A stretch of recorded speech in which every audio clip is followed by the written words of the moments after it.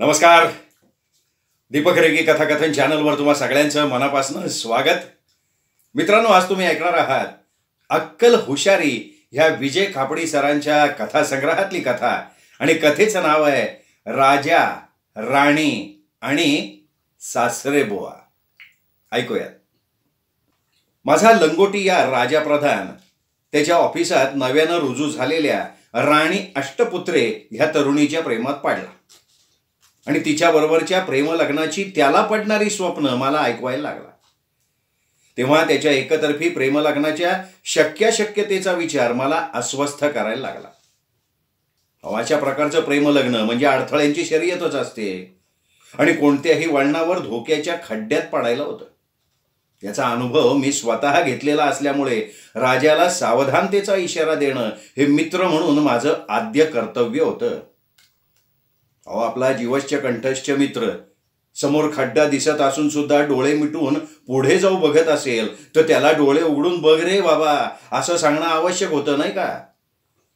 पण राजानं माझा न मागितलेला सल्ला पार धुडकावून लावला आणि मला म्हणाला, अरे राणी सुद्धा या राजा प्रधानच्या गाढ प्रेमात पडलीये, आहेस कुठं तू? मी म्हणालो, असं आहे व्हय, मला वाटलं तुझं प्रेम एकतर्फी आहे का काय. पण जर का दोनों तरफ बराबर आग लगी है तर तू बिनधास्तपणे पुढे जा, पण एक धोका नजरेआड करू नकोस. धोका? धोका कुठला रे? राजानं भोवया उंचावत मला विचारलं. अरे तू प्रधान, ती अष्टपुत्रे, म्हणजे तुमचा विवाह मिश्र जातीय विवाहात मोडतो. It's a case of mixed caste system, you see. आपल्या मताचा दुसऱ्यावर प्रभाव पाडण्यासाठी बोलता बोलता एखादं इंग्रजी वाक्य तोंडावर फेकायला मला फार आवडतं. यावर राजा काही बोलला नाही. त्यामुळे मी माझ्या मताचं घोडं पुढं सरसावत म्हणालो, अरे अशा मिश्र जाती विवाहात खूप अडचणी संभवतात. तुम्हा दोघांचे आई बापा सुरुवातीला तरी विरोध करतीलच, बघशीलच तू. राजा नाक फुगवून म्हणाला, तिच्या आई बाबांचं मला आत्ता काही सांगता येणार नाही, पण माझ्या माई अण्णांची कुठलीही तक्रार नसणार. हे मी तुला वाटलं तर स्टॅम्प पेपरवर लिहून देतो. आणि हे बघ, मी राणीशीच लग्न करणार आणि राणी माझ्याशीच करणार हे निश्चित झालंय असं समज. अरे माझ्यासारखा देखणा, समजूतदार आणि महिन्याला लाखभर रुपये कमावणारा नवरा तिला आपसूक मिळतोय, मग ती नाही का म्हणेल? अरे एकमेकांशी लग्न करणं हे आमचं सध्याचं एकमेव ध्येय आहे आणि आमच्या आड कोणी आला तर त्याची गय केली जाणार नाही. काय समजलास? राजाने मलाच दम भरला आणि लवकरच राजा राणीनं आपली इच्छा पूर्णत्वाला नेली. गावी राहणाऱ्या राजाच्या माई अण्णांचा तो एकमेव सुपुत्र होता, त्यामुळे त्यांची संमती चढ दिशी मिळाली. पण राणी पिता श्रीमान नारायण उर्फ नाना अष्टपुत्रे यांनी मात्र त्या दोघांसमोर असंख्य अडचणी उभ्या करू बघितल्या, पण राजाने त्या सटासटा आडव्या करून टाकल्या. राणीने सुद्धा या बाबतीत आपण काही एक ऐकणार नसल्याचा पवित्रा घेतला म्हटल्यावर आणि राणीला खुद्द तिच्या ज्येष्ठ भगिनी राखी दीदी आणि प्रिय मातोश्री भामाबाई उर्फ नानींची फूस असल्याचं बघून नानांनी बिचाऱ्याने माघार घेतली. नाहीतरी नानाच्या कुठल्याच मताशी नानी कधीही सहमत होत नव्हत्या. अगदी साध्या साध्या गोष्टीत, म्हणजे आज दाढी करायला घेऊ का ह्या प्रश्नाला नानीचं उत्तर असे, आज नको उद्या करा. आज केली काय किंवा उद्या केली काय असा कुठला फरक पडणार आहे तुमच्या चेहऱ्यावर? आणि नाना जर का म्हणाले की आज मला दाढी खरडवायचा कंटाळा आलाय, उद्या करतो, तर नानी लगेच नाक फेंदरून म्हणणार, आज आत्ता करायला घ्या, कुणी तुम्हाला विचारील दाढी वाढवून हिमालयात चाललाय काय. राजा राणीच्या विवाहाला नानीनं संमती दर्शवताच नाना रागानं आपली कवळी चावत आणि डोळ्यांवरचा चष्मा हातात घेत म्हणाले, बघतोच मी कसं लग्न होतच आहे ते. पण नानांच्या नशिबी केवळ बघत बसणं एवढंच आलं. प्रेम लग्नाच्या सार्वजनिक आणि संमत प्रथेप्रमाणे राजानं राणीला तिच्या संमतीनं पळवली आणि दोघं लग्न करून मोकळी झाली. स्वागत समारंभ थाटात करून टाकला. तेव्हा राजानं आपल्याला टुकटुक माकड म्हणत चेष्टा केल्याचा भास नानांना झाला आणि आपली न्यूसन्स व्हॅल्यू म्हणजे उपद्रव मूल्य काय आहे ह्याचा प्रत्यय राजाला आणून देण्यासाठी शड्डूच ठोकला नानांनी. राजा राणीचा गोडगोड संसार सुरू झाला. पण त्याच्या दुसऱ्याच दिवशी सकाळी सकाळी नाना त्यांच्या घरात प्रवेश करते झाले. लग्नानंतर आलेला बायकोकडचा पहिला वहिला महत्वाचा पाहुणा म्हणून राजानं फारशी नापसंती न दर्शवता त्यांचं मतपरिवर्तन झालं असल्याच्या सुखद भावनेनं तोंड भरून स्वागत केलं. राणीला हाका मारून राजा म्हणाला सुद्धा, अगं बघितलंस का आपल्याकडे कोण आलंय ते? अगं खुद्द नानासाहेब आपल्याला शुभाशीर्वाद द्यायला आलेत. हो चल ये लवकर, नमस्कार करूया त्यांना. प्रथेप्रमाणे राजा राणीनं त्यांच्या पुढे वाकून चरणस्पर्श केला. नानांच्या तोंडून आशीर्वादाचे फुटके शब्द सुद्धा बाहेर आले नाहीत. तेव्हा किंचित आगाऊपणानं राजा म्हणाला, नानासाहेब एक मस्त आशीर्वाद द्या बुवा. तो दिलाय मी मनातल्या मनात. नाना रुक्षपणे म्हणाले, तो आशीर्वादात मनातला आणि जनातला असा प्रकार असतो हे आजच कळलं बरं का. नानांच्या रुक्षपणाला साजेसा आवाज काढत राजाही म्हणाला, अरे बेटा बऱ्याच गोष्टी तुला लवकर समजतील अशी व्यवस्था करणार आहे मी. नाना स्वतःशी पण राजा राणीच्या कानावर पाडावं अशा आवाजात पुटपुटले. त्या क्षणी राजाला नानांच्या तोंडून बाहेर पडलेल्या उद्गाराचा नेमका अर्थ नाही समजला. पण पुढचे काही दिवस उलटून गेल्यानंतरही नाना घरातून आपलं बूड हलवायला घेईनात तेव्हा आगामी संकटाची पाल नाही, सुसरच राजाच्या मनात चुकचुकली. एकांतात राजा राणीला म्हणाला, काय ग, नानासाहेबांचा आपल्याकडचा मुक्काम वाढतच चाललाय नाही का? त्याला राणी म्हणाली, अरे राहू दे की त्यांना वाटेल तेवढे दिवस. राखी दिदीपेक्षा मीच आहे त्यांची लाडकी कन्या. माझं काय म्हणणं नाही ग, पण नानी साहेबांचं काय, त्या एकट्याच आहेत ना तिकडे. आणि एवढं बोलून राजाने स्वतःची जीभ चावली. त्याच्या मनात विचार आला, नानांनी नानींना सुद्धा इकडे बोलवून घेतलं तर? आधीच नानांच्यामुळे आपल्या प्रायव्हसीचे 3:13 वाजलेत. नानी आल्यावर तर काय बघायलाच नको. राणीच्या कसं लक्षात येत नाही हे? पण त्याला राणी म्हणाली, त्याची काळजी करू नकोस रे, आपण दोघं आहोत ना नानांबरोबर, नानीला तेवढं पुरेस आहे. तुही खरंच म्हणा. काहीतरी म्हणायला हवं म्हणून राजा म्हणाला आपला. पण नानांचा आपल्याकडचा मुक्काम अमर्यादपणे वाढायला लागला तर काय करायचं या प्रश्नानं तो थोडा बेचैन सुद्धा झाला. महिन्या 1.5 महिन्याचा कालावधी लोटूनही नानांनी आपला मुक्काम हलवला नाही तेव्हा मात्र राजा गहन विचारात पडला. त्यातच नानांनी शेजारच्या तात्यांची भांडण उकरून काढलं. निमित्ताचं कारण म्हणजे तात्यांच्या वामकुक्षीत व्यत्यय आणण्यासाठी तात्यांच्या दारावरची घंटा 2-3दा वाजवून नाना हळूच पसार झाले खरे, पण त्यांना पळताना तात्यांनी बघितलं आणि भांडणाला सुरुवात झाली. घंटा का वाजवली तुम्ही? तात्यांनी विचारलं. अरे बघा, घंटा मी नाही वाजवली, कुणी वाजवली ते सांगायला मी काय बांधलेलो नाहीये. या अशा प्रकारची आडनिडी भूमिका घेऊन नाना तात्यांची नॉन स्टॉप भांडत राहिले. शेजारच्या फ्लॅटमधली एरवी कोणाच्या आध्यातनं मध्यात राहू बघणारी माणसंही जमा झाली. यावरून नानांच्या आणि तात्यांच्या भांडणाची तीव्रता कोणाच्याही लक्षात यावी.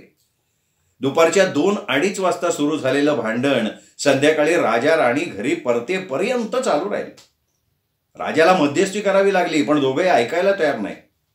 तेव्हा दोघांच्या हातात झाडू आणि केरसूण देऊन होऊन जाऊन द्या आता असं सांगून कानात कापसाचे बोळे घालून स्वस्थ पडून राहावं असं राजाला वाटायला लागलं. शेवटी राणीनं तात्यांची माफी मागितली. पण घरात पाऊल ठेवल्यावर नानांनी तात्याला ऐकू जाणाऱ्या आवाजात राणीला ऐकवलंच, तू म्हणालीस म्हणून थांबलो बरं का, नाही तर त्या थेरड्याला अद्दल घडवली असती मी. यावर आपल्या घरातनं तात्याने तारसुरात ऐकवलं, मी थेरणा आणि तू काय तरणा ताठा करे म्हातारे. अशाच एका संध्याकाळी राजा राणी ऑफिसातनं घरी परतली तेव्हा दर्शनी खोलीतल्या सोफ्यावर नाना आडवे होऊन तळमळत असल्याचं दिसलं. नाना काय झालं हो नाना? घाबऱ्या घुबऱ्या आवाजात राणीने विचारलं. काय नाही ग, कोपऱ्यावरच्या भेळपुरीवाल्याची एवढीशी भेळ खाल्ल्याचं निमित्त झालं आणि तासाभरात उलट्या हगवण दोन्ही सुरू झाली. अग हाय हाय हाय हाय हाय असं म्हणत पोच गच्च आवळत नाना आतल्या दिशेनं पळाले. वॉश बेसिनपाशी उभ्या असलेल्या नानांच्या भडाभडा ओकण्याचा आवाज आला. तो कार्यक्रम आटोपेपर्यंत पुढच्या कार्यक्रमाला सुरुवात झाली. नाना टॉयलेटमध्ये शिरले. अरे बापरे, नानांना एकाच वेळी वॉश बेसिन आणि टॉयलेटची गरज पडलेली दिसतीये, म्हणजे दोन्ही टोकांकडे गळती. अरे किती वेळा झाला असेल ते विचारतो मी त्यांना. पण राणीला चौकशी करायची संधीच नानांनी दिली नाही. ते आतनच ओरडले, अरे ही 10वी खेप आहे. माय गॉड, राणी तुला सांगतो, आता हे असंच चालू राहिलं ना तर डिहायड्रेशन व्हायला वेळ नाही लागणार. मला वाटतं ऍडमिट करावं लागणार. हो हो, ऍडमिटच करावं लागणार आहे मला. नानांनी आतनं दुजोराही देऊन टाकला. पुढच्या 10-15 मिनिटात ॲम्ब्युलन्स बोलवून राजानं नानांची पालखी इस्पितळाच्या दिशेनं जायची व्यवस्था केली. राजा राणी सोबतीनं निघाले. इस्पितळाच्या प्रवेशद्वारापाशी पोचल्यावर स्ट्रेचरवर आडवे झालेले नाना म्हणाले, अगं राणी, मी काय म्हणतो, मला आता बरंच बरं वाटायला लागलंय. बरा झालोय मी असंही म्हणायला काय हरकत नाही. आपण इथनं परतूया, पण ॲम्ब्युलन्सनं जाऊ बरं का. परत ट्रॅफिक जॅममध्ये अडकायला होणार नाही. हा, चल रे, चल चल चल, घरी सोड आम्हाला. शेवटची सूचना ॲम्ब्युलन्सच्या ड्रायव्हरला केली होती त्यांनी. नाना घरी पोचले तेव्हा ताजेतवाने दिसले. राजा राणी मात्र दमल्या थकल्या अवस्थेत नानांच्या शेजारी बसून राहिले. चला चला, चहा नाश्त्याच्या तयारीला लागा. पोट साफ झालंय त्यामुळे भूक लागली मला. राजाची नजर चुकवत राणी स्वयंपाकघराच्या दिशेनं निघाली. रात्री एकांतात राणी राजाला म्हणाली, नानांचं ना हे नेहमीच आहे. न पचणारी बाहेरची भेळ खाऊन पोट बिघडून घ्यायचं आणि इतरांची होत असलेली धावपळ मजेत बघत बसायचं. अरे बापरे, काय म्हणतेस तू? म्हणजे हे भेळ प्रकरण पुन्हा पुन्हा होत राहणार म्हणतेस तू? दीदीचा सुद्धा त्यांच्या मनाविरुद्ध प्रेमविवाह झाला ना, त्यावेळी तिच्या घरात मुक्काम ठोकून नानांनी असलाच प्रकार केला होता. दीदी भाऊजी हवालदिल झाले होते अगदी. आता 8-8 दिवसाच्या अंतरानं ते भेळ खायला जाणार आणि पुढचं संकट आपल्या पुढे उभं करणार, बघशील तू. मग मात्र राजा टरकला. प्रेमविवाह करून संसार थाटणाऱ्या कन्यारत्नांना आणि जावई बापूंना छळण्याचा सासरे बुवांचा हा प्रकार अभिनव म्हणायला हवा. नानासाहेब, मी काय म्हणतो, तुम्हाला इथली हवा मानवत नाही असं दिसतंय.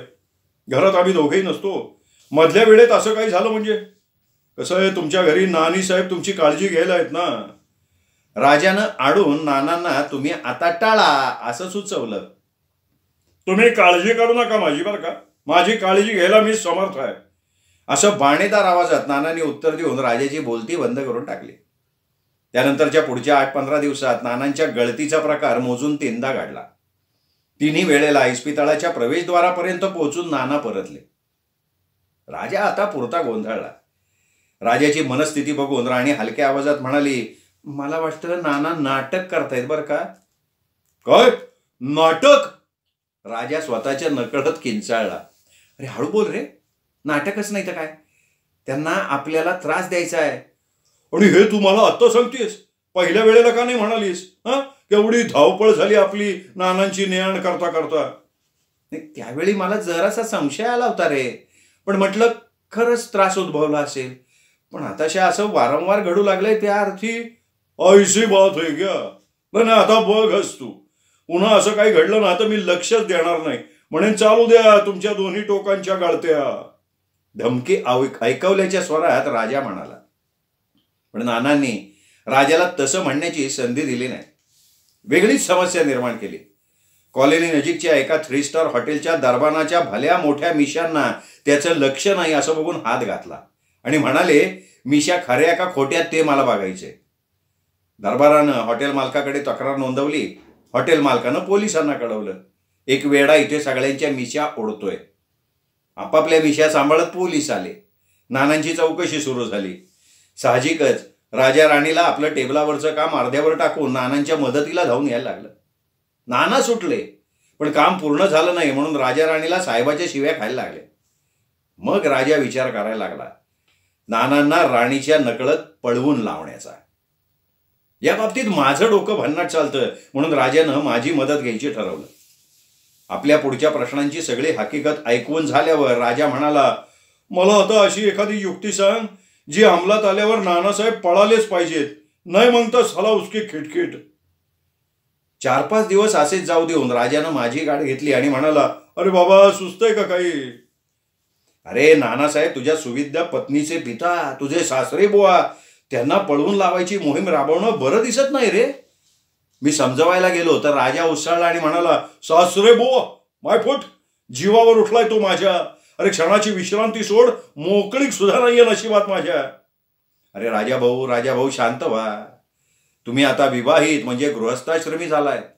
अँग्री यंग मॅन ही तुमची भूमिका संपली आहे. आजूबाजूला कितीही उलथापालथ झाली तरी मनशांती बिघडू देऊ नका. अरे त्याला पळवून लावल्यावर शांत होईल आणि ते तुझ्या हातात आहे. येऊ दे की एखादी कल्पना तुझ्या सुपीक मेंदूतनं. राजाच्या या विनवणीनं नाही म्हटलं तरी मला गैवरून आलं. ओक्साबोक्षी रडावंसं वाटायला लागलं. पण मी भावना वेग आवरला आणि गंभीर सुरात म्हणालो, घरात नकोशा झालेल्या परक्या माणसाला पळवून लावण्याचा एकमेव प्रभावी उपाय म्हणजे घरात कुत्रा आणणं. कुत्रा आणायचा त्यांनी काय होईल? बुचकळ्यात पडल्यासारखा चेहरा करत राजानं मूळ प्रश्न उपस्थित केला. हे बघ, सर्वसाधारणपणे पाहू जाता उतार वयातल्या म्हातारबुवांना कुत्रा या प्राण्याची फार भीती वाटते. त्यांनी दात विचकले तरी चावला म्हणून बोंबलतील. खरा चावला तर बघायलाच नको. त्यामुळे जावयानं घरात कुत्रा आणलाय म्हटल्यावर सासरेबुवांनी गाशा गुंडाळ्याला घेतला नाही तर मी अर्धी मिशी छाटून घेईन. अरे तुझ्या मिशीचं राहू दे, पण कुत्रा आणायचा कुठनं? अरे चीनमध्ये कुत्रे मंडळींवर मरण ओढवतं म्हणून त्यांच्याकडच्या रस्त्यावर कुत्री दिसत नाहीत. आपल्याकडे तसं नाही आहे. रस्त्यावर तुला कुत्री भटकताना दिसतील. त्यातलंच एक उचलायचं, टेम्पररी पिरियड करता त्याला घरात वावरू द्यायचं, बस. एवढं केलं ना तरी तुझी मनोकामना पूर्ण होईल. राजा विचारात पडला, पण पूर्ण विचारांती म्हणाला, नाही नको बाबा, कुत्रा नको आणि तो रस्त्यावरचा तर नकोच नको. फारच परिणाम करत असतील ना तरी सुद्धा नको. नानांना कुत्र्याची भीतीच वाटत नसेल तर पंचायत होईल. नाना आणि तो कुत्रा त्यांच्यात गट्टी जमेल आणि इकडे आम्हा दोघांची झोप उडेल. दुसरं काहीतरी सांग बाबा. ठीक आहे, दुसरा उपाय म्हणजे तू आणि राणी काही दिवसांकरता परगावी जायचा प्लॅन करा. ऑफिस तर्फे पाठवण्यात येणार आहे अशी थाप मारून टाका. नाहीतरी लग्नानंतर लगेच नानांनी एंट्री घेतल्यामुळे तुम्ही दोघं हनीमूनला गेले नाहीच आहात. नाना तुमच्याशिवाय घरात एकटे नाही राहणार. ते जाणार म्हणजे जाणार. अरे गेले नाहीत तर मी संबंध वर्षभर हाफपॅन्टमध्ये वावरेन. हाफपॅन्ट नाही शोभणार रे बाबा तुला. आणि आम्ही परतल्यावर तेही परतून आले, मग काय करणार? शिवाय आम्हा दोघांना सध्या एकाच वेळी रजा मिळणं कठीण आहे. दुसरं काहीतरी सुचव बाबा. असं सुचव की आम्हाला फारसं काही करावं लागणार नाही, पण नाना मात्र घरातनं पळून गेले पाहिजेत. अगदी बुडाला पाय लावून पळाले पाहिजेत. मग तू घराला रंग काढायला घे. काही ना असते रंगाची ॲलर्जी. घराला रंग काढणं म्हणजे रंगारी मंडळींचा वावर, रंगाचे डबे, शिड्या, अस्ताव्यस्त झालेलं सामान, उग्रवास. तुला सांगतो, हा सगळा त्रास सोसण्यापेक्षा आपल्या घरी जाणं बरं असं नानाच म्हणतील. नाही म्हणाले ना तसं, मी 1 वर्षभर मासे खाणार नाही. नको खाऊ रे बाबा, नको खाऊ, पण घर रंगवायला घ्यायला सांगू नको. अरे लग्नानिमित्त हल्लीच घर रंगवून झालंय. खूप खर्चिक प्रकार आहे तो. आणि सगळ्यात महत्वाचं म्हणजे नानांना रंगाची ॲलर्जी नसेल तर ते सुचू बघतील. हा रंग नको, तो रंग नको, हा रंग रद्द करून दुसरा एखादा रंग लावायला घ्या. असं झालं तर सगळं ओंफस व्हायचं. अचानक मला एक वेगळा आणि तितकाच प्रभावी उपाय सुचला. विलक्षण उत्साहात मी म्हणालो, अरे हे सांगायचं राहिलंच, पण आत्ता आठवलं ते बरं झालं. तू असं कर, तुझा सध्याचा 2 BHK ना विकायला काढ आणि 1 BHK मध्ये जा राहायला. साहजिकच नानांची व्यवस्था बाहेरच्या खोलीत करावी लागेल. त्यांना ते आवडणार नाही आणि मग जातील की निघून. काय उपाय सुचवतोयस? अरे राणी आणि मी सध्या 3 BHKची स्वप्न बघतोय. तुझ्या म्हणण्याप्रमाणे 1 BHK मध्ये राहायचं ठरवलं तर माझी नोकरी गेली किंवा हातून झालेल्या गंभीर चुकीमुळे मॅनेजमेंटनं माझा पगार अर्धा केला असा तिचा समज होईल. शिवाय या उपायानं नाना 100% जातील याची खात्री सुद्धा देता येणार नाही. दुसरं काहीतरी सांग रे बाबा. त्या राजाची अगतिकता बघवली नाही, पण करणार काय ना. एव्हाना माझ्याकडच्या कल्पनांचा स्टॉक संपला. आता मेंदूला तरी किती ताण द्यायचा. टक्कन मेंदूतली एखादी शीर तुटली म्हणजे आफत का नाही. राजाकडे थोडा वेळ मागून घ्यायचा आणि दरम्यानच्या काळात मेंदू घासून पुसून स्वच्छ करायचा म्हणजे नवीन कल्पना सुचायला लागतील. राजाच्या कानावर हे सगळं घालण्यासाठी मी म्हणालो, हे बघ राजा, सध्या तरी नवं असं काही सुचत नाहीये. जे म्हणून सुचलं ते तुला ऐकवलंय, पण त्यात तू दोष काढलायस. माझे उपाय 100% यशस्वी होतीलच असा माझा दावा नाहीये. पण तू मला थोडा वेळ दे. तुझ्याही मेंदूला चालना दे. निराश अजिबात होऊ नकोस. काहीतरी तोड निश्चित निघेल. आणि एक सांगायचं राहिलं. हा उपाय सुचवायचा राहिला बघ. तू तुझ्या माई अण्णांना बोलवून घे ना. अरे नाना सिंगल आहेत. घरातल्या दोन्ही बेडरूम जोडप्यांमुळे फुल होतील. नानांना बाहेर झोपावं लागेल. गैरसोयीचं निमित्त करून नाना जायला घेतील. तसं नाही झालं ना तर वर्षभर मी ऑफिसला जाणार नाही. हा, अरे नोकरीवरनं डच्चू मिळेल, चालेल का तुला? अरे माई अण्णांना शहर नाही आवडत, गड्या आपला गाव बरा असं त्यांचं मत आहे. माझ्या लग्नानंतर मी त्यांना इथे राहण्याचा आग्रह केला होता, पण नाना अण्णा काय म्हणाले, आमचं आता वय झालंय, आम्ही जातो आमच्या गावात, सुट्टी काढून तुम्हीच दोघं या आमच्याकडे म्हणाले, महिनाभर राहा असंही म्हणाले. थोडक्यात काय तर ती दोघं येणार नाहीत. आणखीन एखादा उपाय असेल तर ऐकव बाबा. ऐक, पण हा उपाय थोडा आघोरी आहे. जमून आणायचं म्हणजे पैसे खर्च करावे लागतील. जमेल का तुला? अरे जमेल रे बाबा, तू आधी सांग खरं. आपण गुंडांना सुपारी देऊन नानांचं हरण करू. नाही, हरण करू म्हणजे अपहरण करू. नानांना पळवूनच नेऊ. काय, नानांचं अपहरण? अरे शहाण्या, आजकाल लहान मुलांचं अपहरण चालतं. नानासारख्या वृद्ध माणसाचं अपहरण करून काय साधणार आहे? ऐक ना, तुला ना मध्ये मध्ये बोलायची वाईट खोडे राव. पुरतं ऐकावं आणि नंतर बोलावं रे माणसानं. हा, तर नानांचं अपहरण करून त्यांना अज्ञात स्थळी ठेवू. खायला अन्न नाही, प्यायला पाणी नाही, अशा अवस्थेत त्यांच्याकडनं वधवून घ्यायचं. हे राग मनात ठेवून तुझ्याकडे राहायचं नाही. तुला त्रास होईल असं काही करायचं नाही. एरवी सासरे वागतात तसं घरात असून नसल्यासारखं अलिप्त राहायचं. तोंड उघडायचं ते केवळ काही खाण्यापिण्यापुरतं. त्यांच्या स्वभावातच बदल घडवून आणू. चालेल का तुला? चालेल ना? मला पुढे बोलू न देता राजा म्हणाला, हो, आणि आपला छळ झाला म्हणून त्यांनी पोलिसात तक्रार केली की बेड्या घालून तुरुंगात न्यायला पोलीस माझ्याकडे येतील की लगेच मी तुझ्याकडे बोट दाखवायचं, असंच ना? हा, माझ्याकडे का बोट दाखवणार? माझा काय संबंध आहे? ज्याला मी माझा जिवलग मित्र समजत होतो त्याने असा माझ्या पाठीत खंजीर खुपसायची वार्ता करावी? अरे वा. राजा खुलासा करत पुढे म्हणाला, अरे तुझा संबंध नाही कसा? नानांच्या अपहरणाचा अघोरी उपाय तुझ्या डोक्यातनं निघालाय ना, त्याची जबाबदारी तू घ्यायची. अरे पण माझा काय संबंध आहे? राजाच्या या नव्या पवित्र्यानं मला वैतागायला झालं. म्हणजे त्याच्यासाठी मी माझं डोकं पिकवायचं आणि तुरुंगात जायची वेळ आली तर मीच जायचं? मित्र म्हणून राजाला असं बोलणं शोभलं का सांगा बरं? जगात न्याय नाही राहिला. हो, मी आत्तापर्यंत सुचवलेल्या प्रत्येक उपायात राजानं काही ना काहीतरी खुसपट काढल्यामुळे मी पण वैतागलो. थोड्या वेळानं माझ्या सुपीक डोक्यातनं 100% यश देणारा हमखास उपाय येणं बंद झालं काय असा मला संशय यायला लागला. सबंध समस्येचा पुनर्विचार करून नव्या दमानं समस्येला भिडण्यासाठी थोडा वेळ हाताशी असावा म्हणून राजाला म्हणालो, टाइम प्लीज. टाइम प्लीज म्हणजे कोड्यात बोलू नको रे बाबा, आधी डोकं पिकलंय. अरे टाइम प्लीज म्हणजे मला थोडा वेळ दे रे. दिला, पण हुकुमी उपाय ऐको. तुझा प्लॅन यशस्वी झाला तर मी तुला तुझ्या आवडीच्या सिनेमाला घेऊन जाईल. तिथे शिगोशिग भरलेला पॉपकॉर्नचा भला मोठा पुडा घेऊ, कोल्ड्रिंक्स घेऊ, ऐश करू, किंवा असं करू, सुपर मार्केटमध्ये जाऊ. तुला आवडलेली वस्तू तू निवडायची, पैसे मी द्यायचे. उपाय मात्र नामी हवा. नानासाहेब पळाले पाहिजेत काय? चल बाय बाय, मी निघालो. आणि निराश होत राजा संथ गतीनं पावलं टाकत नजरेआड झाला. राजानं सुचवलेल्या विविध प्रलोभनांच्या आशेनं मी नव्या उत्साहानं विचार करायला लागलो. थिंकरच्या जगप्रसिद्ध पुतळ्याप्रमाणे एका हातावर हनवटी टेकवून आणि दुसरा हात गुडघ्यावर ठेवून बराच वेळ विचार करत बसून राहिलो. दरम्यान एक दिवशी खुद्द राजाच आला. त्याच्या चेहऱ्यावर आनंद उतू जात होता. देखण्या चेहऱ्यावर नवी तुकतुकी दिसत होती. माझ्या पाठीवर जोरदार थाप मारत राजा म्हणाला, प्रिय मित्रा, प्रॉब्लेम सुटला, निकाल लागला, नाना गेले. गेले म्हणजे काय? त्यांनी घर सोडलं, पळ काढला, धूम पळत सुटले, ढुंगणाला पाय लावून पळाले, हवेत अदृश्य झाले, काय वाटेल ते समज. राजानं ऐकवलेल्या प्रलोभनांवर आता पळी पळी पाणी सोडावं लागणार म्हणून मी अपार खिन्न झालो.